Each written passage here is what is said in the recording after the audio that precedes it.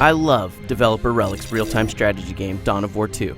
I enjoyed the hell out of Chaos Rising, the last expansion, and from what I've seen from the upcoming standalone expansion, Dawn of War 2 Retribution, they've still got it. Retribution is gorgeous, features a campaign you can play with 6 playable races, and brings war to your computer screen in ways that few RTS games can. This expansion, like the rest of Dawn of War 2, doesn't bother making you build a base and harvest resources like other strategy games. Instead, you simply pick your squad or heroes, start a mission, and use what you have to get the job done.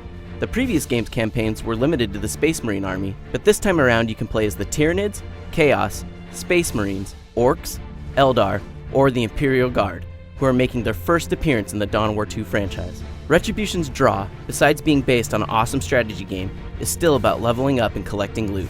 After each mission, players can choose a reward, either gaining access to a new piece of loot for their characters or giving their army a passive buff.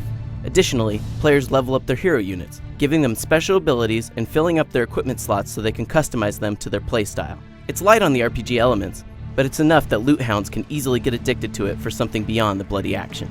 During the first few missions I played, I threw down as the Orcs, who are the poster child for Retribution.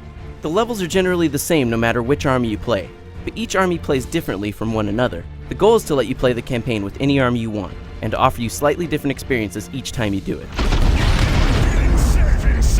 The most interesting army that fans are probably dying to hear about, though, are the Imperial Guard. In Warhammer 40k lore, they're generally expendable and fight en masse, and Retribution handles this in a really cool way.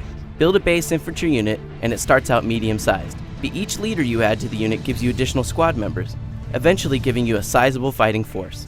And, if you have to retreat, one of your squad leaders, called a commissar, can execute a squad member to break your flight, giving the Imperial Guard a tactical retreating option that no other army has.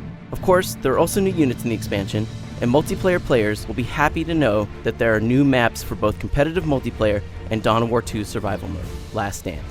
The biggest thing that makes Retribution appealing to me, though, is that it's not just more of the same that we fans have seen before. My experience showed that the mission objectives vary, from standard kill everything you see to run like hell and escape from a giant death tank.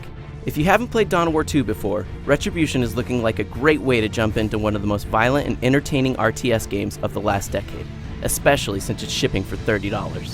For more information on Dawn of War 2 Retribution, go to IGN.com.